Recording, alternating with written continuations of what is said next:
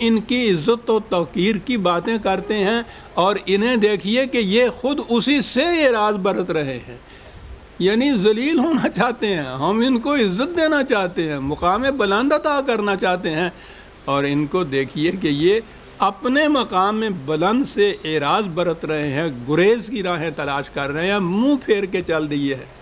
اس لیے تو اِنَّهُ كَانَ ظُلُومًا جَهُولًا، انسان بڑا ہی ظالم بھی واقعہ ہوا ہے، جاہل بھی واقعہ ہوا ہے۔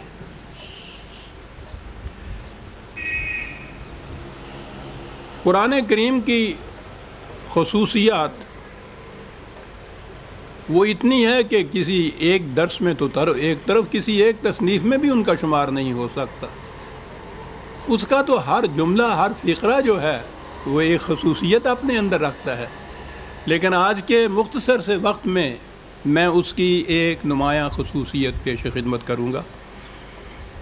مذہب کی دنیا نے ڈوئلزم اختیار کر رکھی، جہاں بھی آپ دیکھیے ثنویت، دو حصے کر دیے زندگی کے، ایک میٹیریل مادی دنیا اور دوسرا ان کے الفاظ میں سپیریچول روحانی دنیا۔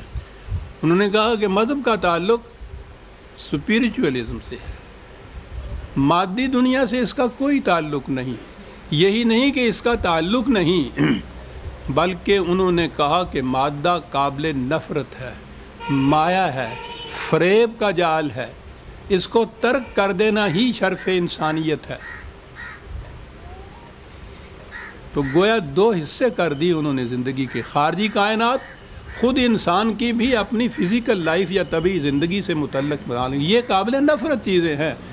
انسانیت کے لیے بس ایک روحانیت یا اسپریچول ایک لفظ اصطلاح ہے ان کے ہاں کی، اس کے معنی ترک دنیا ہے، ترک مادہ ہے، ترک ہیں۔ قرآن کو دیکھیے کہ وہ نظر بظاہر مذہب کے سٹیج پہ کھڑا ہے اور باتیں مادی دنیا کی کر رہا ہے، اور اسی مادی دنیا کے اندر سے کہہ رہا ہے کہ تمہارا شرف اور عزت کا مقام ہے، انسانیت کا ارتقائی منازل کا راز اس میں اندر پوشیدہ ہے۔ بے مثل و بے نظیر یہ ایک تعلیم ہے، دنیا میں کہیں اور نہیں ملے گی۔ اس نے بتانا یہ ہے کہ انسانی زندگی کے لیے ہم نے کچھ قواعد اور پابندیاں تجویز کی ہیں۔ انسان اگر اپنے جذبات کو، جو حیوانیت کی انسٹنکٹس کا ہی دوسرا نام ہے، انہیں اگر ان اقدار یا قواعد و ضوابط و قوانین کے حدود کے اندر رکھ کر ان کا استعمال کرے گا تو یہی چیزیں اس کو شرف انسانیت عطا کر دیں گی۔ اگر ان کو بے باک رکھے گا تو وہ حیوانیت کی سطح پہ چلا جائے گا، بل ہم عدل، ان سے بھی گیا گزرا ہو جائے گا۔ بات اس نے یہ کہنی ہے کہ یہاں کائنات میں قانون کی حکمرانی ہے، رول آف لا ہے، بہت بڑی چیز ہے جو قرآن نے کہا ہے، اور ایسا ہے یہ رول آف لا کہ وہ لن تجد لسنت اللہ تبدیلا، کہ اور تو اور خدا بھی اس میں تبدیلی نہیں کرتا۔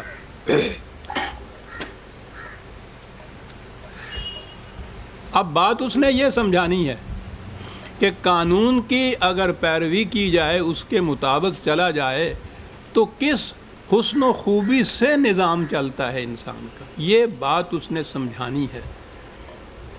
بات ہے کچھ ایسی جیسے فلسفیانہ کہا جائے، تجریدی یا ایبسٹریکٹ جسے کہا جاتا ہے، تو عام ذہن میں تو یہ بات آ نہیں سکتی۔ قرآن اپنے اس قسم کے حقائق کو ہمیشہ محسوس مثالوں کے ذریعے سے واضح کیا جاتا ہے۔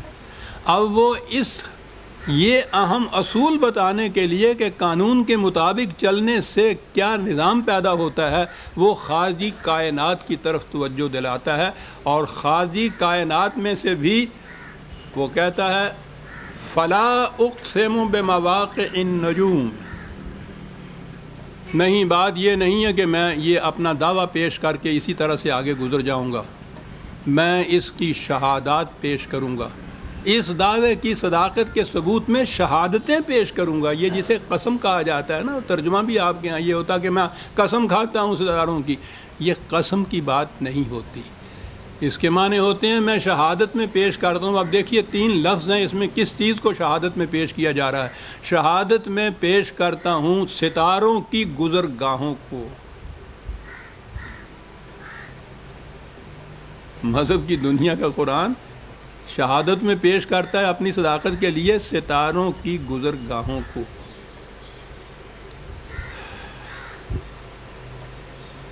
فلا اقسم بمواقع النجوم، شہادت میں پیش کرتا ہوں. اور کہا کہ وَإِنَّهُ لَقَسَمٌ لَوْ تَعْلَمُونَ عَظِيمٌ، اگر تم علم کی بارگاہ سے پوچھو گے تو وہ شہادت دیں گے کہ یہ گواہی بڑی عظیم گواہی ہے صاحب.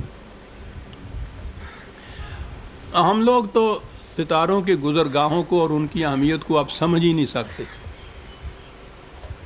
ہم شہر والوں نے تو ستارے ہی اب کم کم دیکھے ہوں گے، لیکن جس اولی قوم سے یہ کہا گیا پہلے تو اس سے پوچھیے. عربوں کی ساری زندگی ہر صبح سفر، ہر شام سفر، اور عام طور پر راتوں کو زیادہ سفر کیا کرتے تھے کیونکہ وہ ریگستان میں دن کے وقت بڑی گرمی ہوتی تھی، رات میں ٹھنڈک ہوتی تھی. ریگستان جس میں کوئی نشان راہ نہیں ہے، کوئی ہائی وے نہیں ہے، کوئی شاہراز اعظم نہیں ہے، کوئی پگڈنڈی نہیں، کوئی بستی نہیں، کہیں قندیل رہبانی تک نہیں کہ جس سے کوئی دلیل یا کوئی نشانی پتہ چل جائے، کوئی انسان وہاں نہیں نظر آتا جسے پوچھا بھی جائے. اس راتوں کی ان تنہائیوں میں انہوں نے سفر کرنا ہے. کس طرح سے وہ سفر کرتے تھے؟ راستوں کا کیسے ان کو معلوم ہو جاتا تھا؟ سارا دار و مدار ستاروں پر تھا.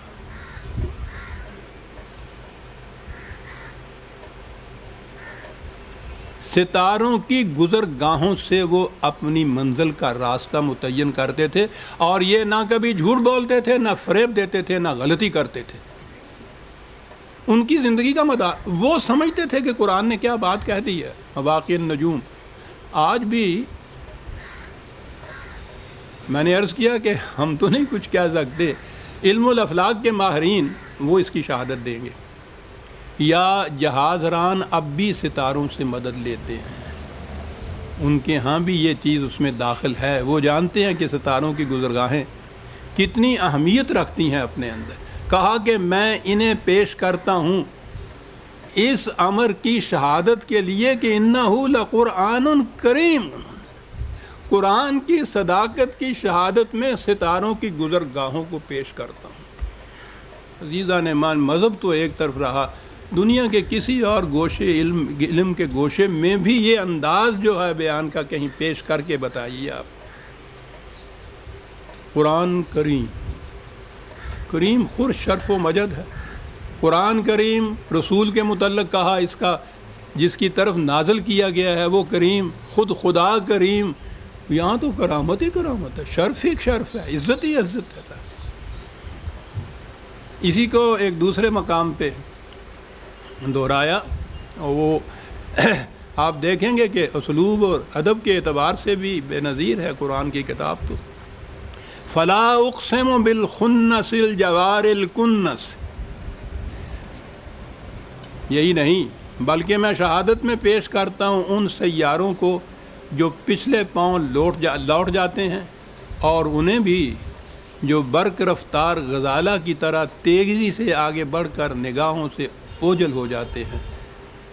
شہادت میں پیش کرتا ہوں ان سیاروں کو. ستارے تو ایک جگہ ہوتے ہیں، یہ سیارے ہیں. اور پھر شہادت میں پیش کرتا ہوں واللیل اذا عسعس والصبح اذا تنفس. تو اسی عربی بھی جانتے ہو تو آپ اس کا لطف لیں گے کہ ادبی اعتبار سے بھی کیا چیز ہے یہ.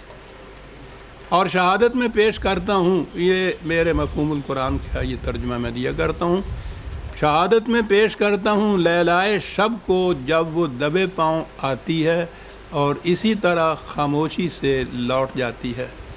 اور اس کے ساتھ ہی شہادت میں پیش کرتا ہوں عذرائے سحر کو جب وہ اپنی مسیحا نفسی سے ساری دنیا کو حیات نو کا پیغام دینے کے لیے مشرق کے جھروکے سے نمودار ہوتی ہے۔